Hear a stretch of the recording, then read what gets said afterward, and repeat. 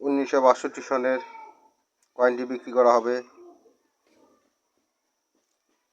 আমি আলামিন রয়ন, বাংলাদেশ থেকে। আপনারা যারা এই কয়েনগুলো দেখেন না,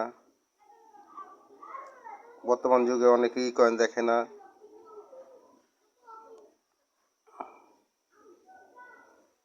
আমি আমার কালেকশনে কয়েনগুলো খুব যত্ন করে রেখেছিলাম।